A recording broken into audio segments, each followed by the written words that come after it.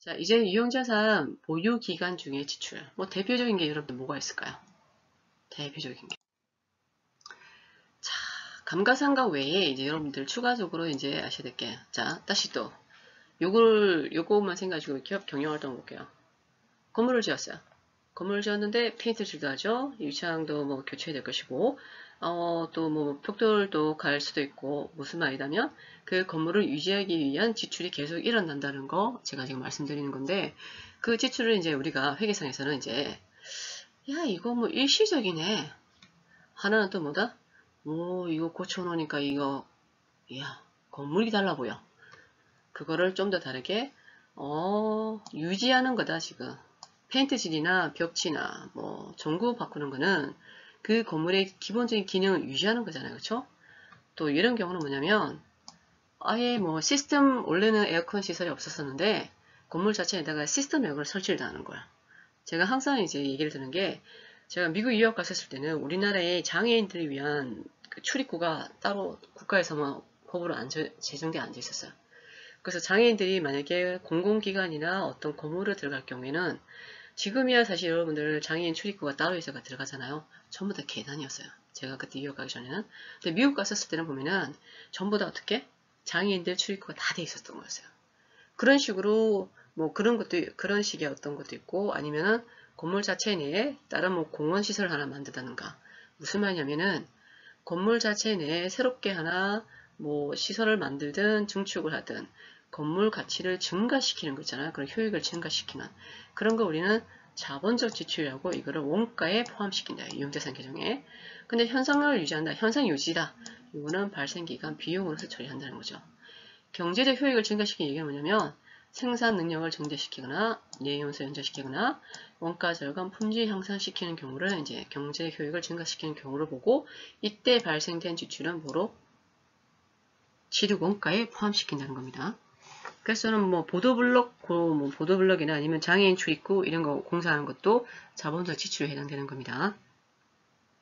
일반 수선은 쉽게 해서 여러분들이 알고 있는 수선 유지비 같은 경우는 다 어디에 들어갈까요? 수익적 지출로 들어가겠죠, 그렇죠? 그래서 비용으로 처리하는 겁니다. 키포인트는 같은 돈이라도 어떻게? 야, 돈 투입했는데 건물이 때깔이 달라졌어. 취득원가 자산에 포함시킨다는 거고, 아, 그 향상 유지야. 아, 물론 페인트 칠하면 때깔 달라지겠지만 시간 지나게 되면 또 어떻게? 이거는 그 전에 있던 거에 대한 유지만 하는 거지 다른 기능은 없다는 거지. 비용으로 처리한다는 겁니다. 자, 수선 유지는 단기 비용. 예를 들면 기계 부품 교환, 도색. 오늘 예를 들고 있는 거죠, 그렇죠? 정기적인 종합 검사. 자, 증설. 대표 중에 증설, 대체 이런 거. 기존 시설을 변경하는 거. 요게 자본적 지출. 그래서 자본적 지출 같은 경우에는 대체로 지출 금액이 크죠. 지출 금액이 크고 이전 및 재배치하는 거는 단기 비용.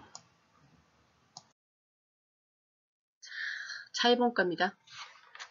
차입원가의 자본화. 이거 저번에 제가 저번 슬라이드에서 얘기를 했었죠. 오늘 이제 본격적으로 중요한 부분을 일단 좀 얘기를 해볼게요. 차입원가 일단 뭐죠? 차입에 대한 원가. 이자 비용이죠. 내가 차입을 함으로 해서 지급한 대가가 뭐예요? 이자 비용이잖아요. 이자. 여러분들 이자 내시죠? 차입을 함으로 해가지고 지급하는 대가. 이자잖아요. 그렇죠? 요 이자를 뭐 하겠다는 거예요. 지금. 자본화 시키겠다. 자산, 즉 원가에 포함을 시키겠다는 거예요. 지금 비용으로 처리하지 않고. 차입원가 회계 처리는 이제 세 가지 방법이 있대요. 원래 이자 비용은 뭘까? 원래 이자 비용은 비용이죠. 그렇죠? 취득원가에 포함시키지 않고. 그 다음에 그런데 요건이 있습니다. 돈을 원래 차입금을 빌리게 되면 차입금을 빌리고 그에 대한 대가를 이자를 지급했었을 때는 비용으로 처리가 되는 건 맞습니다. 그런데 건설과 관련된 즉 자산 취득과 관련돼 가지고 내가 돈을 빌렸죠. 그 빌린 대가는 뭐로? 자산 원가로 포함을 시키겠다는 거예요. 지금 자산 취득가. 물론 뒤에 가서 이제 어떤 자산인지 얘기할 겁니다. 그리고 실제로 발생한 차입원가를 자산으로 처리하는 경우. 실제 발생 차입원가만 취득원가에 포함시킨다. 당연하죠, 그렇죠? 실제 발생된 것만. 자본금을 통한 자금 조달 경우에는 포함되지 않는다.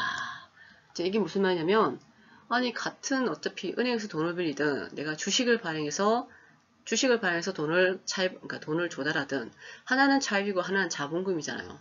두 개 다 방식이 어떻게? 자본 조달이잖아요. 그렇죠? 자본 조달인데 우리는 뭐만 지금 원가에 포함시키겠다는 거예요. 지금 은행에 빌린 이자 비용만 원가에 포함을 시키겠다는 겁니다.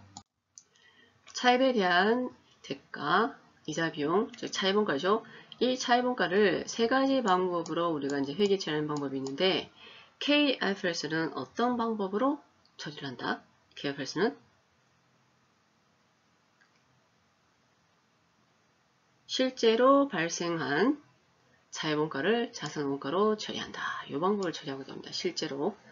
2번은 취득과 관련된 모든 자본 비용이잖아요. 2번은 무슨 말이냐면 자본도 포함시키고 아까 주식을 우리가 발행했을 경우에도 자본 조달할 수 있겠지, 그렇죠? 그럼 사실 주식을 발행해서 자본 조달했을 때 그 대가가 있나요? 있나요? 여러분 자본금을 주주로부터 주식을 발행해주고 주주로부터 이제 자본 조달 받잖아요. 대가 있나요? 배당이라는 대가가 있잖아요, 그렇죠? 당연히 대가 있죠. 즉 부채와 자본 이 두 개 다 어떻게 자산원가를 처리할 것이냐. 여기는 실제로 발생한 차입원가를 처리할 것이냐. 전부 다 자본금을 통한 자본 조달은 실제로 차입으로 보지 않겠다 이거죠. 그치 사실 이거는 성격상 좀 다르지 않나요? 그리고 하나는 비용 처리하겠다 이렇게 되는데 우리가 하는 거는 요 세 번째 KFRS는 이 세 가지에 대해서만 지금 인정하고 있습니다. 그래서 차입금의 자본, 차입원가의 자본화 관련돼 가지고 여러분들이 그러면 이 자본화 가능한, 즉 여기 보게 되면 우리가 어떤 차입을 한 대가가 차입원가인데 이자 비용을 차입을 했잖아요, 그렇죠? 이 차입금 어떤 종류의 차입금이라는 거지? 어떤 종류? 그걸 뒤에서 얘기를 해보겠습니다. 요거죠 지금. 자본화 관련된 내용 보게 되면 즉 원가에 포함시킬 수 있는 자본원가는 요 세 가지 정해져 있고 자산 요게 적격한 자산이라는 거죠 지금. 어떨 때 어떤 자산을 우리가 취득할 때 어떤 자산을 취득할 때 차입원가를 자본화시키냐. 어떻게? 재고자산, 제조설비자산, 무형자산, 투자부동산도 포함되네요. 요런 거 의료된 용도로 사용하거나 판매 가능한 상태에 이르게 하는데 상당한 기간이 소요되는 재고자산, 제조설비, 무형, 투자부동산 요 관련된 자산을 취득하기 위해서 돈을 차입을 했죠. 그 차입에 대한 대가, 차입원가는 어떻게? 요 자산의 원가에 포함을 시키겠다는 겁니다. 차입 가능한 자본비는 적격 자산 취득과 요거죠 지금 관련해서 발생된 이자가 됩니다. 그리고 그 이자뿐만 아니고 어떻게 금융 비용도 그리고 외화 차입금과 관련된 외화 차입 중 이자 원가를 조정을 둘 다 성격은 전부 다 뭐다? 이자죠, 그렇죠? 요 이자를 요런 자산한테 취득할 때 지급됐다면은 원가에 포함시키겠다는 겁니다. 요걸 제가 사실은 차입원가의 자본화를 나중에 여러분들이 이제 기업의 어떤 부서에서 일을 할지 모르겠지만 실제 재무팀이나 아니면은 이제 회계나 이런 파트에서는 분명히 이런 용어를 여러분들이 들을 수가 있을 거거든요. 물론 차입원가 자본화 관련된 회계 처리는 조금 복잡할 수도 있습니다. 그렇죠? 제가 원래 항상 학생들한테 여러분들이 차입원가 자본화에 관련된 정확한 회계 처리는 모르다 하더라도 이게 뭘 의미하는지만 아셔도 여러분들은 일단 성공했다. 즉 대화에 어떻게 참여를 할 수 있다는 거죠. 회계 처리는 회계팀이 하면 됩니다. 그렇죠? 그러나 차입원가 자본화 내용도 모르는 가운데 어떻게 대화를 이어갈지 아니면은 내가 의견을 제시할 수 있을지 그런 여건이 안 된다는 거죠. 그래서 회계 이 용어가 어차피 제가 얘기했듯이 기업의 경영 활동이 이 회계에 다 들어가 있잖아요. 그렇죠? 사실은 이 회계 용어를 안다는 것 자체부터가 여러분들이 이제 어떻게 간접적으로 경영 활동을 경험을 하는 거예요, 지금. 그래, 지금 재고자산하고 이런 거 지금 취득하려니까 은행에 돈을 빌렸잖아요. 그렇죠? 그 빌린 돈은 이자를 어떻게? 이 원가에 포함시키겠다는 겁니다. 그래서 고민을 제가 지금 이와 관련돼 가지고 회계 처리는 하지 않겠습니다. 하지 않고 차입원가의 자본화가 뭔지만 여러분들 아시면 될 것 같습니다. 아니요, 여러분들 생각이 제가 좀 바뀌었습니다. 일단 그러면 여러분들 회계 처리를 구체적으로 하는 걸 떠나서 예제를 가지고 일단 어떤 건지 한번 제가 설명을 좀 해드릴게요. 교재 328페이지에 예제 7A-1번이 지금 차입원가 자본에 관련돼가지고 예제인데요. 자, 요거를 한번 그냥 한 번은 제가 설명해 드릴게요. 여러분들이 이제 구체적으로 회계 처리하는 거는 만약에 이 분야에 대해서 여러분들 공부를 한 친구들 같은 경우에는 사실은 이제 당연히 다 해야 되는 부분이죠. 근데 뭐 그냥 한번 들어봐도 뭐 회계사 세무사 공부를 하지 않나 하더라도 한번 들어봐도 도움이 될 것 같아요. 자, 하나 더 여기 넘어가기 전에 이제 보게 되면은 자본화 차입원가 산정이죠. 그렇죠? 특정 차입금과 일반 차입금 두 가지 나눠져 있는데 말 그대로 차입금이 어떻게 정해진 거죠. 그렇죠? 일반 차입금은 그 외에 정해지지 않은 경우인데 자본화 기간 동안 특정 차입금으로부터 발생한 차입원가에서 동기간에 특정 차입금의 일시적 운용에서 생긴 수익을 차감한 금액. 지금 이 차입금은 딱 정해져 있는 거예요. 지금. 그래서 여기밖에 사용하지 못하는 거예요. 그런데 뭐 내가 10만원 있으면 10만원 다 사용하면 되는데 일단 8만원밖에 아니면 5만원밖에 사용을 안 하는 거예요. 지금. 5만원 그냥 두기에는 아깝겠죠. 그럼 어떻게 될까요? 여러분들. 은행에다 예치할 수도 있겠죠. 그러면 사용하지 않는 이 5만원에 대해 생긴 수익이 은행에 만약에 500원이었다. 그러면 차입원가 금액은 실제 내가 지급된 이자에다가 요 500원은 차감시켜야 되겠죠. 그 금액만큼만 자본화의 차입원가를 죄송합니다. 이자 비용을 원가에 포함시키는 거고 일반 차입금, 즉 특정 정해지지 않은 차입금은 일단은 돈을 빌리는 시점이 다 다르겠죠. 그렇죠? 금액도 다를 것이고 그래서 어떻게? 평균 지출액 평균 지출액을 일단 예제를 보면 이렇게 평균 지출액에서 자본화 이자율을 적용시켜서 차입원가를 계산하겠다는 거예요. 지금. 그 중에서 보면은 특정 차입금 평균 지출액은 당연히 지금 무슨 말이냐면 내가 지금 특정 빼고 돈을 지불했어요. 지불했었으면은 렛세 4만원이 지금 4만원이 만약에 이자가 4만원이 지불됐다고 칠게요. 총 지불된 4만원이. 근데 이 4만원 중에서 특정 차입과 관련된 거는 빼버리고 나머지 대해서 지금 이자율 적용시켜가지고 계산하겠다는 겁니다. 지금.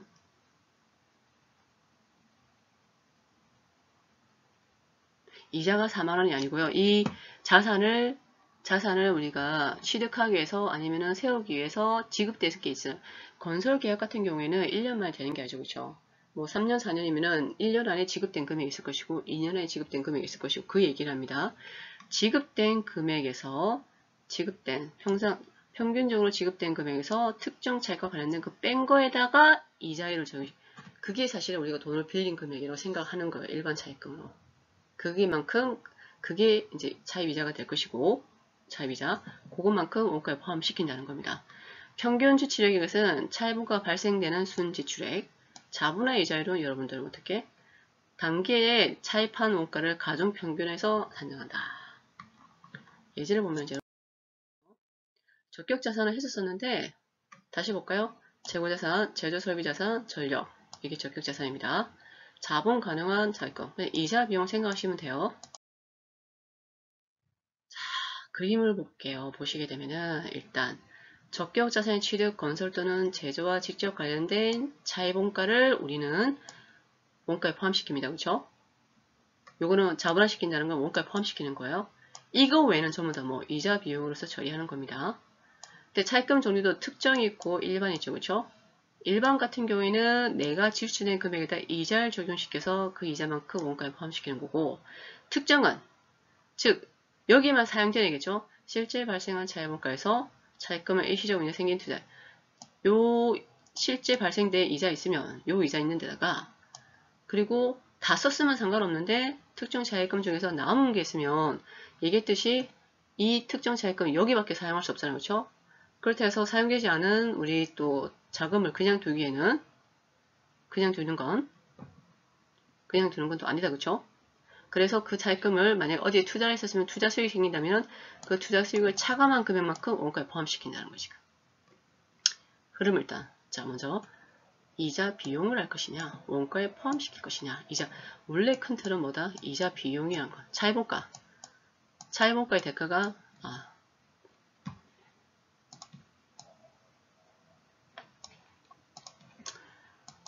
이자 돈을 차입을 하고 그에 대한 대가가 차입원가입니다.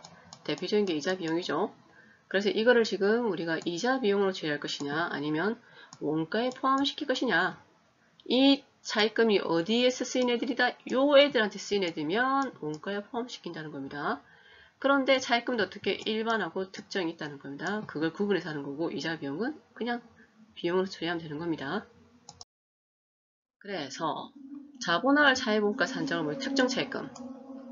특정 차입금은 당연히 정해진 거죠. 그렇죠? 정해지는데 얼마만큼의 이자 비용을 자본할 것이냐. 특정 차입금에서 발생한 차입원가에서 어떻게 운용수익을 차감한 걸 했습니다. 일반 차입금은 평균 지출액에서 당연히 특정 차입금, 우리 전체 기업 지출액에 보게 되면 특정 차입금 지출액도 있을 거죠. 그렇죠?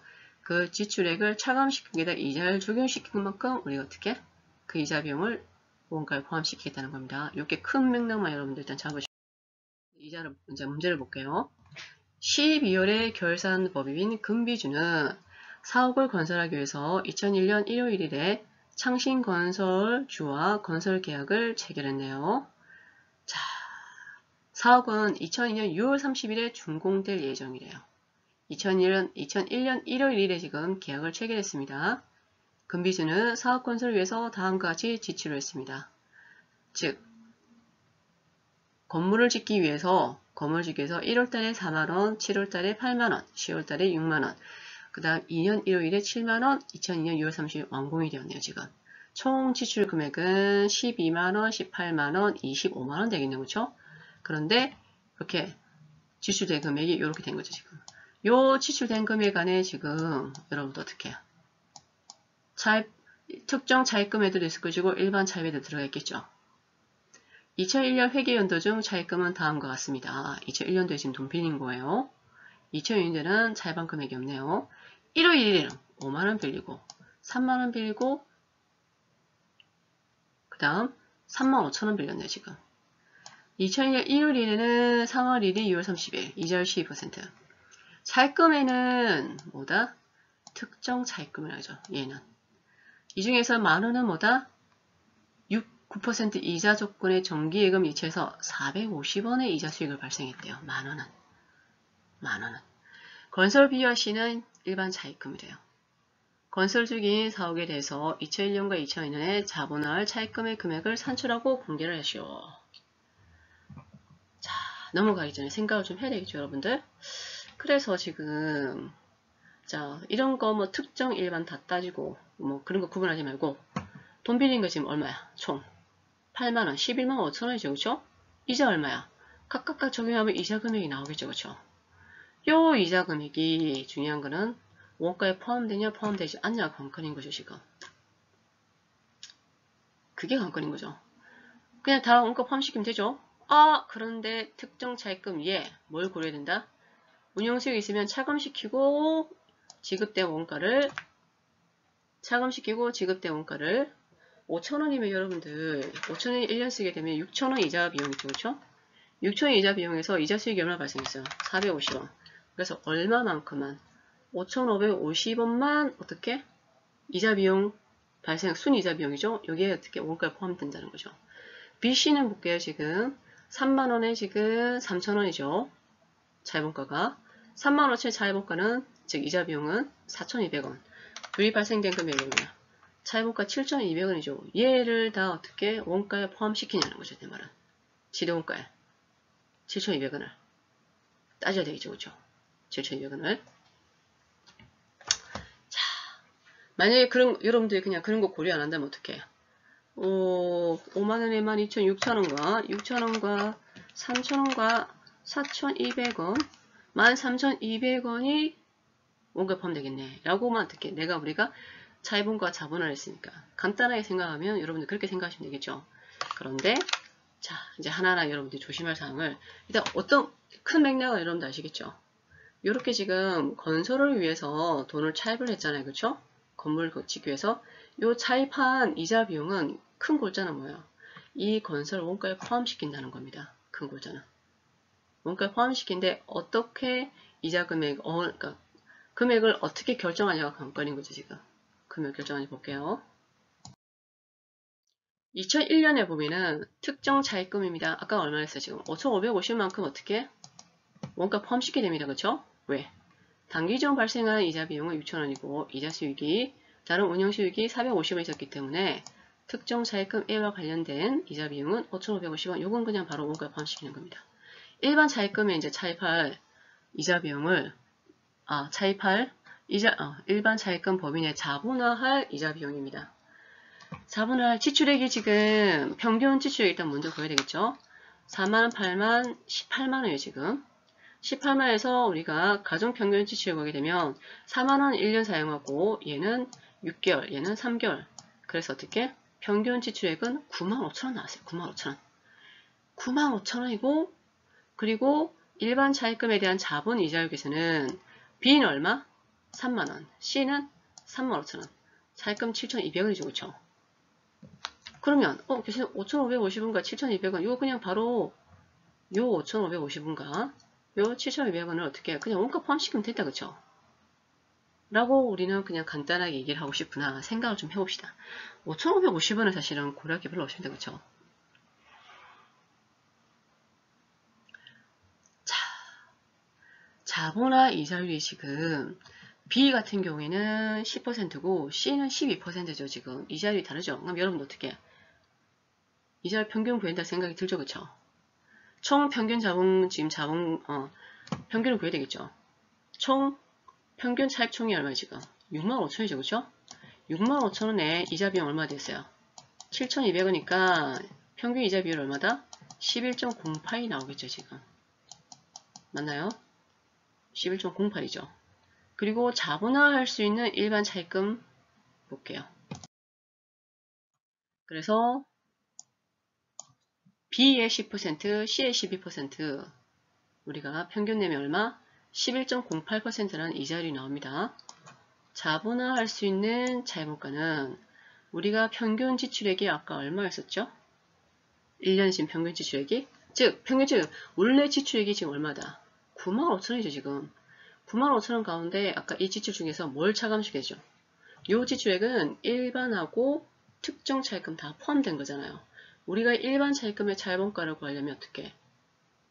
이 지출 금액에서 일반 애들만 발라내야 되겠죠. 특정은 빼버리고. 그래서 특정 4만원, 왜 4만원인가 여러분도 아시나요? 지금 원래 특정 차입금 A 차입금이 5만원인데 4만원은 지금 건설에 다 썼어요. 그쵸? 그리고 만원은 어떻게 6개월 동안만 건설에 쓰고 6개월 동안은 운용수익을 발생했잖아요. 그래서 실제 지출한 거는 요 4만원은 지금 지출됐고 이 95,000원 중에 4만원은 특정 차입금 금액으로 포함되어 있었고 또 만원은 어떻게 6개월만 지출 포함됐죠. 그렇죠? 그래서 요 부분을 차감시킨 지출액에 대해서 우리는 어떻게 이자를 적용시켜야 되겠죠. 이해되셨나요? 우리가 일반 차입금 같은 경우에는 일반 차입금은 평균 지출액에다가 차입금 이자율이었잖아요. 평균 지출액은 1년 동안의 지출액이 여러 번 나와가지고 우리가 평균 지출액 구했습니다. 근데 그 지출액 안에 어떤 것도 포함되어 있다? 특정 차입금 지출도 포함되어 있죠. 그렇죠? 우리가 지금 계산해야 될 거는 특정 차입금 이미 계산됐습니다. 일반 차입금에다가 이자율 적용시킨 이자 비용을 구해야 되잖아. 그렇죠? 근데 일반 차입금이 지출액, 그 지출액에서 특정 차입금을 빼버려야 되겠죠. 빼버리고 난 금액에다가 아까 평균 이자를 적용시키면 이 얼마? 5,540원이 일반 차입금의 이자 비용인 거죠. 이자 비용. 그래서 두 개를 포함시키면 요게 단기에 자본할 총 차입 원가가 되는 거죠. 그래서 분개를 하게 되면 이자 수익은 원래 이자 수익 아까 450 있었고 현금 있었죠. 건설 중인 자산은 18만원에다가 18만원 어떻게 나왔죠? 12만원, 18만원. 지금 이 2001년도에 지출된 금액이 18만원이잖아요. 그렇죠? 그래서 완공되지 않았기 때문에 건설 중인 자산 18만원에다가 차입원가 얼마죠? 두 개 포함하게 되면 11,090원이죠. 그래서 191,090원이 나중에 이제 지금은 건설 중인 자산이지만 이 건설 중인 자산이 완료가 되게 되면 유형자산이 되겠죠. 그렇죠? 현금 193,200원 이렇게 되는 거죠. 지금. 19만 1,090원에다가 이자 비용 2,110원. 나머지는 지금 원가에 포함시키라고 나머지는 어떻게 이자 비용 처리하는 거죠, 지금. 현금은 19만 3,200원 나갔고. 현금은 19만 3,200원 나간 거 맞나요? 지금 지출된 금액이 18만원에다가 이자 비용 지금 A, B, C 다 이자 나간 게 얼마다? 6,000원하고 13,200원이죠. 그쵸? 특정 차입금의 이자는 얼마? 6,000원이었죠. 그리고 일반 차입금은 3,000원, 4,000원, 7,200원. 실제 이자는 어떻게? 13,200원이니까 현금 나간 거는 13,200원인데 이 중에서 원가에 포함되는 이자 비용은 11,090원, 나머지는 이자 비용 되고 특정 차입금의 발생엔 이자 수익 450원 수익으로 인식을 하고요. 자, 그냥 제가 안 하려고 하다가 했습니다. 골자는 뭐예요, 여러분? 골자는 재고자산이나 설비자산을 취득하기 위해서 돈을 빌렸잖아요. 그 빌린 돈에 대한 이자는 원가에 포함시킨다는 거예요. 그게 골자입니다. 원가 포함시키는데 원가 포함시키는 방법이 이제 어떻게? 이제 고민을 해야 되는 거죠. 이게 특정이냐? 어쨌든 원가 포함시키는 거 똑같고 이자 비용은 그러면 어떻게 계산하냐는 거지. 내가 대출을 받았어. 대출을 받았는데 실제 내가 10만원 대출 받았죠. 그런데 내가 지출된 돈은 8만원밖에 안 돼. 그럼 어느 금액으로 여러분들 이자 계산을 한다는 거예요, 지금. 지출된 금액으로 이자 계산을 한다는 겁니다. 지출된 금액으로. 그렇게 일단 생각하시면 되고, 그 지출된 금액에서 특정 빼고, 일반 빼고, 각자 이자를 적용시키면 되는 거죠. 야, 여기까지. 여러분, 이거 회계 처리는 사실은 뭐, 안 하셔도 상관없습니다. 안 가도 상관없고, 그냥, 제 욕심이라면은, 이렇게 이자 비용이 원가에 포함이 되는구나. 이런 방법으로만 일단 아셔도 되고, 좀 더 욕심 부리자면은, 다 하면 좋지. 근데 처음에 이건 사실은 여러분들 그렇게 쉽지 않을 거예요. 원래 제가 이거 설명 안 하거든요. 스킵을 하는데, 이게 동영상 강의다 보니까 제가 이제 또 욕심을 부리게 돼 설명을 하게 되네요. 자, 이렇게 해서 지금 차입원가 자본 끝나서 실제 실장의 이용자산은 끝났습니다. 실장 이용자산 끝나고, 8장에 이제 우리가 이용자산 같은 경우에 보유를 하면서 아까 건물을 보유하면서 어떻게 페인트 칠하고 또 보도블록 계산하고 무슨 말이다 지출이 발생을 하죠. 그 지출 중에서 비용을 할 건지 원가에 포함시킬 건지를 이제 고민했었고 또 보유 중에 뭐 감가상각을 해야 되죠. 그렇죠? 감가상각을 이제 챕터 8에서 지금 진행을 하는데 조금 쉬었다가 챕터 8을 보겠습니다.